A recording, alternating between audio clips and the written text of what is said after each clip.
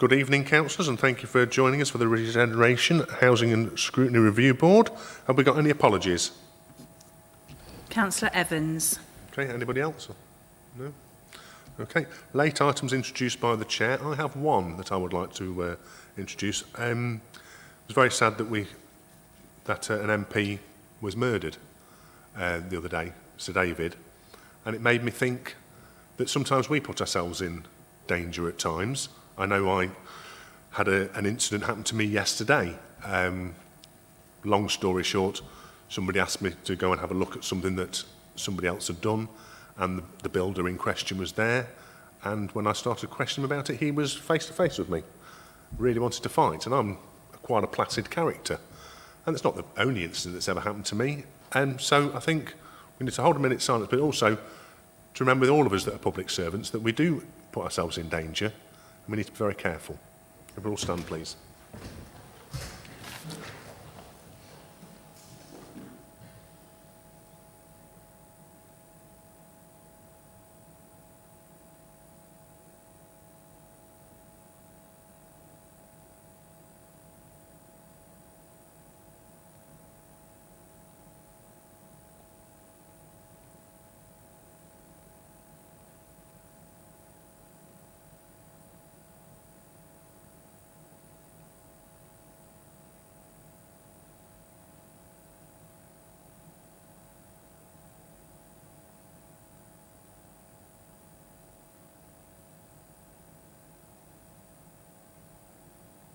Thank you.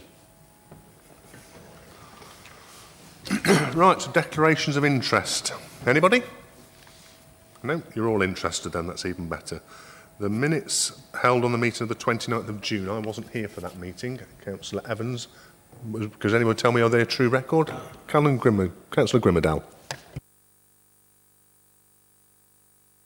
And Councillor West a second, thank you very much indeed. Right, so I now believe we have Mr Fulliger that's going to talk to us about his excellent private sector empty homes strategy, which I have read and thoroughly enjoyed. Mr Fulliger. Thank you, Chair. I'd like to introduce Sue Lee, who is the Empty Homes Manager, and it was in fact Sue who wrote the Empty Homes Strategy and indeed is the manager of that particular service area.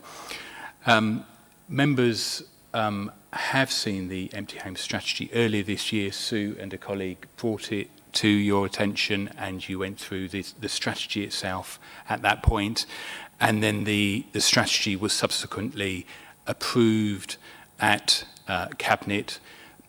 Executive scrutiny, as your notes will indicate, had a particular concern and interest around a part of the strategy that relates to the loans that are made to HIMOs, and they have asked this scrutiny, as you know, to consider that particular part of the strategy. In terms of the overall strategy, as you'll recall, it has four main aims to it. It's to obviously bring more empty homes back into use. It's to make more of those empty homes that are brought back into use affordable homes.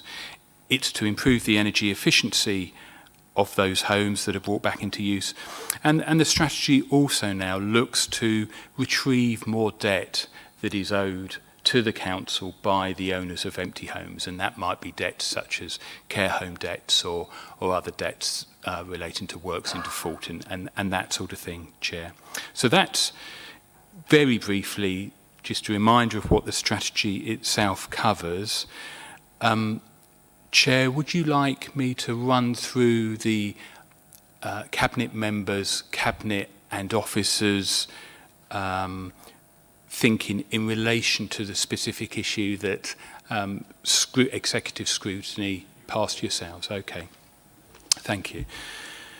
So, Chair, executive scrutiny, as I said, raised a concern that part of the empty home strategy involves us giving loans to owners who are looking to bring those properties back into use. And the particular concern was that some of those owners would be bringing those properties back into HIMOs, and the Executive Scrutiny Committee had concerns that HIMOs if badly managed, if badly maintained, could cause, as you'll know better than me, real problems in the community.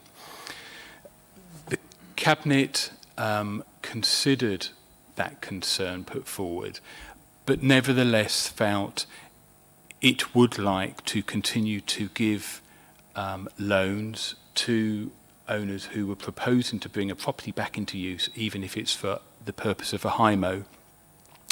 And there's a number of reasons, Chair, that we think that makes sense. The first is a significant number of our grants do go to buildings that are brought back into HIMO use.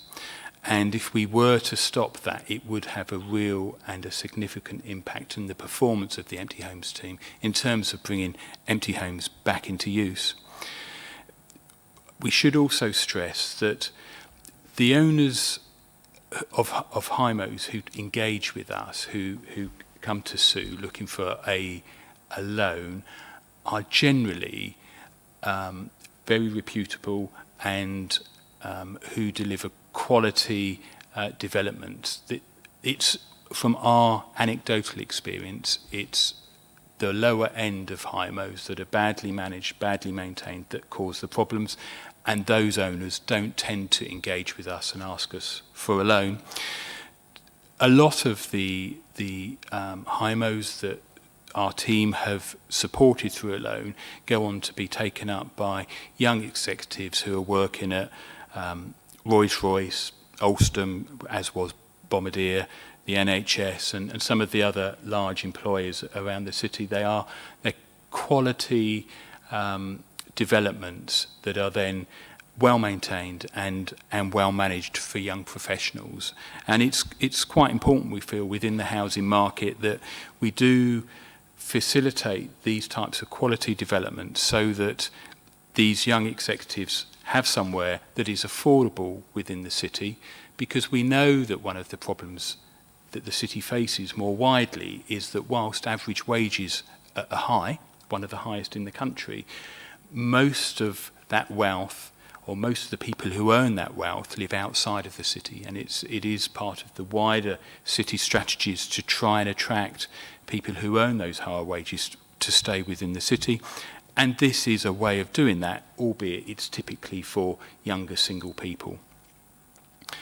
It also, by offering these loans, it does enable us to ensure that the HIMO developments are going to be quality developments, because they approach us at the design stage, so Sue's team and the housing standards team both get early sight of those proposals, which gives them the opportunity to flag up problems with owners.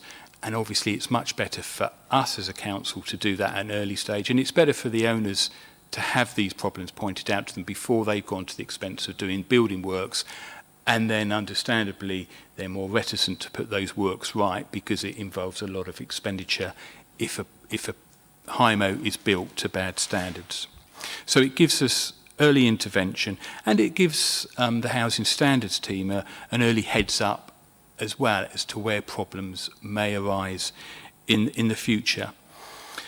One of the criteria that we look at when assessing a loan is the track record of that particular landlord. So we will look at whether we have got reports of antisocial behaviour occurring at properties that they manage, or indeed whether they've had notices served for bad management or, more likely, poor housing standards found within their properties. And if they have got a bad track record, we won't give them the loan. So there is that safeguard as well. We are only funding reputable landlords. And I suppose the final point that we'd make is, with building industry costs increasing significantly at the moment, and you'll all have seen that in the press, that building costs are going up, it is becoming less viable to bring homes back into use because the costs of doing so has gone up. And we recognise that in some instances a HIMO is the only viable and economic route of bringing a building back into use. To bring it back into use as a sole house or a single house often is not economically viable, particularly with these increased costs, and therefore, if we don't offer loans in these instances, it does increase the risk that a building will continue to stand empty, Chair. And I think that's all I'd like to say at this point. Thank you. Thank you, Mr. Fulliger. I remember having similar conversations with you when I was Cabinet Member for Housing many years ago, and you are right, only reputable people are going to come to you. The other ones, they want to stay under the radar and out of the way. So that's really good. Interesting, I was reading in the empty home strategies, there's approximately 1,100 houses which are empty 10 years plus. Was that right? Did I read that, or did I make it up? Was it 1,100? For 10 years plus? Yeah, did I read that? No, I must have read it wrong then. Well, I do apologies. And the waiting list is still, is it 3,000 people on the housing waiting list? Yeah, it's something, It's like, around something that along sort of- those lines. Well, I think yeah. what people need to remember is those 3,000 people aren't homeless.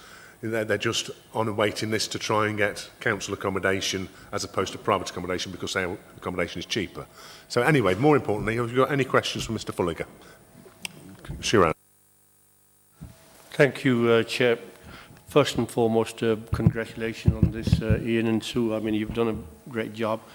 And, I mean, I'm all for bringing empty houses back into use. You know, it's better to have them in use rather than derelict and a point for antisocial behavior, etc. The only thing of concern from my point of view is that, I mean, there are 17 wards in the city, 550 HIMOs, out of which 125 are in the Arboretum ward, which is, you know, basically unfair to have this type.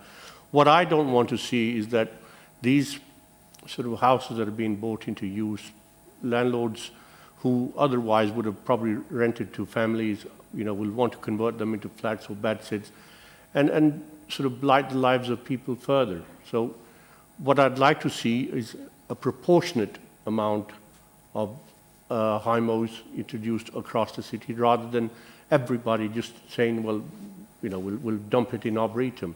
You know, it's a historic ward in the sense that we have Arboretum Park, which was the first public park in the world. And for the people around there who worked in, you know, Lees and Abbott Chain Belt and all sorts, they've been living there for God knows how many decades, right? And now their lives are being blighted because every terrace house that's coming up for sale, developers going in there, buying it, and a 2-bed terrace suddenly becomes a 6-bed HIMO. So what I'd like you to do, Ian, is to, you know, basically keep an eye on that. I'm, you know, grateful that you've said you're going to look at the relevant history of the landlord who's applying and when we're giving out grants. But there has to be an end to this, you know, disproportionate amount of HIMOs in a particular ward. You know, I was staggered to think that over 1/5 of HIMOs are in the Arboretum ward. And these are just the ones that we know about. You know, the ones we don't know about, God knows how many there are. So I would like to sort of, you know, keep up on this. And in future when, you know, next meeting after, I would like to see a list of the people that we're giving grants to and which wards they're going in. But other than that, as I said, it's great to see empty houses back into use. Hopefully, a lot of them will be for family use, but if there are to be HIMOs, then I hope they're not in areas which are already suffering from parking issues, antisocial behavior. You know, in one street alone, I think near Leecroft Road, there's about 3 or 4 HIMOs within the space of, 200 yards?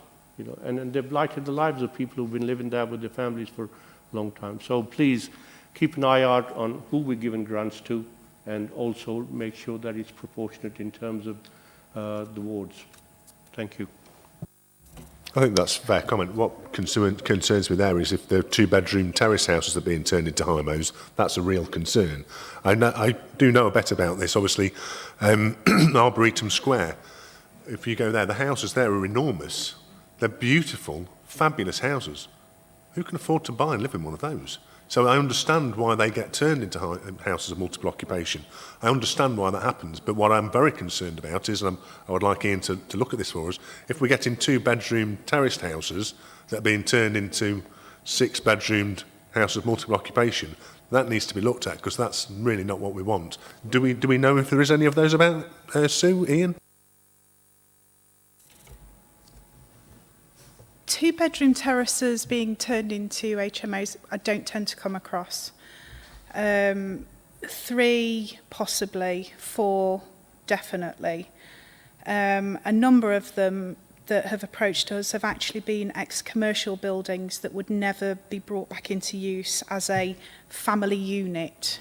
They have no garden, for example.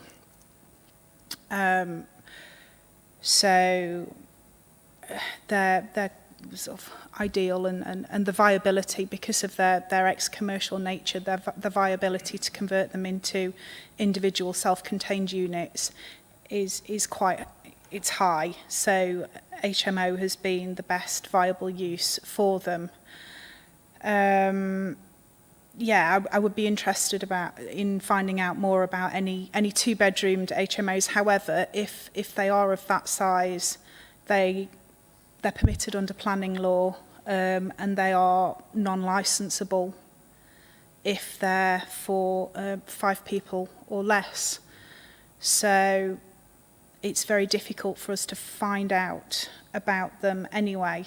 But perhaps I could give some reassurance in relation to the previous comment. I've just looked through my list of properties that have been brought back into use this year by Empty Homes Loans. So far, 4 have been completed and occupied. 3 were HMOs, 1 was a family house. Of the 3 HMOs, 1 was in the Darley ward, 1 was in the Alveston ward, and 1 was in the Sinfin ward. So I can't comment about the presence of them in the Arboretum ward at this time. Chair, I just wanted to say, now obviously I don't expect Sue to know the numbers in this, but as Chair of Planning, my colleague at the back there will tell you as well that the people are buying these houses and then extending them at the back, and then coming back and saying, well, if you don't give us a license, we can have 6 people there anyway. And that's what I'm saying, that we have to be mindful. Let's put it in as sort of respectable manner as possible. There are some unscrupulous sort of people out there who will seek loans for these and try to turn them in there. So we just need to keep an eye on it, that's all, and make sure that it's proportional across the city. That's all. Thank you. That's a fair comment. Councillor West. Thanks, Chair. Yes, I mean, to carry on from what Councillor Khan has said, we do see a large amount of applications for HMOs come into planning for Arboretum, Ulverston, Baker Street and Mackworth particularly. I think the recommendation here is sound, that it should make clear that council grants or loans would not be routinely be provided, because I think that gives the council some sort of backing there to go back and say, no, this isn't a standard sort of thing. But again, as Shiraz says, that the overcrowding of HMOs in some of the wards or some of the streets really can cause issues for the residents who are already there. So I think having that recommendation gives the council a bit of backing to be able to say, and maybe look at records to say where the number of HMOs are, or if there are a lot on a particular street or a particular cluster of streets, so that we wouldn't provide them, because it would stop people then applying for loans, trying to create an HMO, it coming to planning committee, for us to then say no, because of all the things that I've mentioned, which just wastes time and money for everybody. The other thing that I would just pick up, Councillor Khan has said quite rightly, there are 17 wards, yet your map has split Sinfin and Osmaston into 18, which is the map that I campaigned to get taken away once I was elected.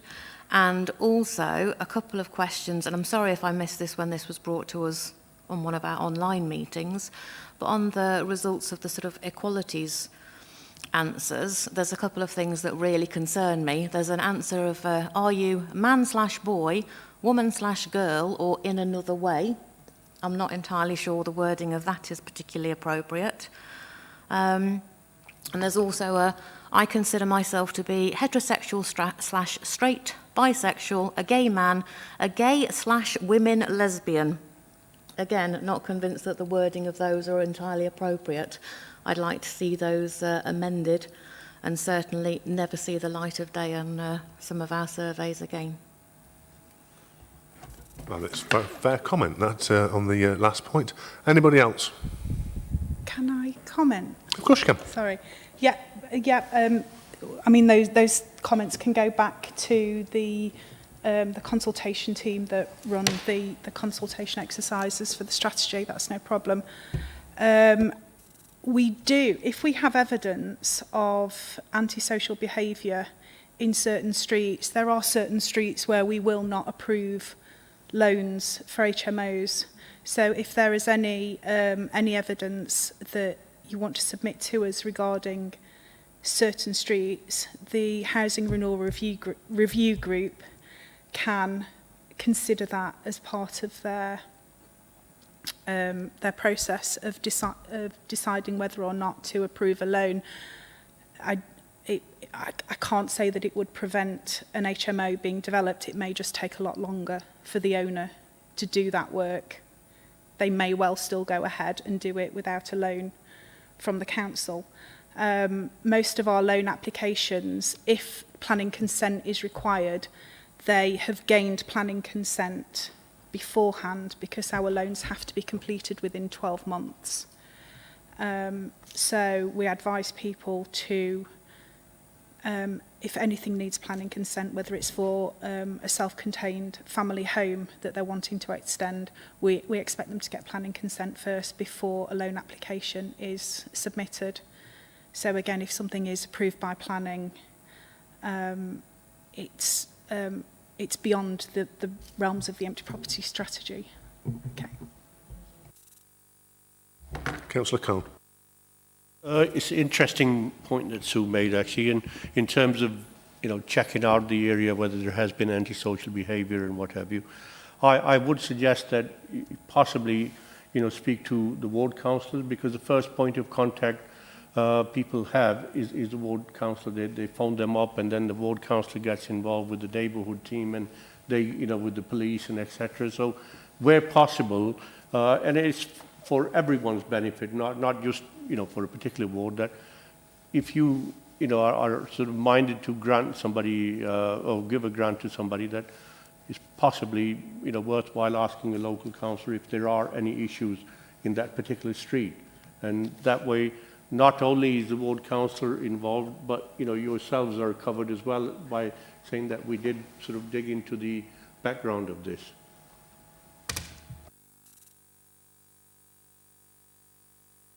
Anybody else want to say anything? No? Okay, cool. Thank you very much, Mr. Fulliger and Sue. Very good. I'm really impressed with that, actually, the strategy, actually. Okay, then, well, it won't be long. Right, okay, we'll move on now. Item 6, the Remit work programme and topic review. Cameron, what have you got to tell us about this? You'll see the Appendix 1, which sets out the work programme for the year. Basically, has anybody got any comments on the things that are proposed to come forward at the times they're proposed to come forward? I will just mention that the comments submitted in relation to the topic review, we are hoping to consider that as part of the City Centre Regeneration update for the January meeting. Thank you. Can't believe you're talking about January already. So, item 7 is the items referred by the Executive Scrutiny Board. There are Chair, no referrals. Can I just comment on that? Oh, of course. On item 6, please. I just find it quite concerning that at the last meeting we identified 10 items that we wanted to come back to this committee. One of them has come back today. We only had one at the last meeting, which leaves 9, although a couple have been joined together, so 8 further ones to come in 2 more meetings. At the moment, the items for the future meetings has 4 items, which will slip to next committee's year at this rate, and I would highly suspect, given they have done almost every other year, that other of these items will slip through to next year. It doesn't look like we're giving particularly good scrutiny if we only consider 1 item per meeting. when there are so many of them to be considered. And I don't know whether the chair, not yourself, had any input into tonight's agenda. And I appreciate that some of these items we've been told can't come to us until next year, but that's an awful lot of items to slip through till 2022 and potentially the 22-23 financial year. Just very concerned, really, that a lot of this scrutiny won't happen. I'll talk to the chair about it and see what the chair was. I wasn't here at the last meeting, so I will talk to the chair about it and see. Maybe we need an extra meeting thrown in there to do that, because I do think that this particular board only meets 4 times a year, and I'm not sure that's enough. When I was a lad on the council, we used to have about 8 or 10 of these meetings a year. But I think it does. You're absolutely right, Joe, and I will talk to the chair about it. Right, so item 7, items referred to from the Executive Scrutiny Board. There are no referrals, so that's the end of the meeting. And I will say to our Conservative colleagues, it must be very nice to have a meeting without a vote of no confidence in there. Thank you very much. Good evening, everybody.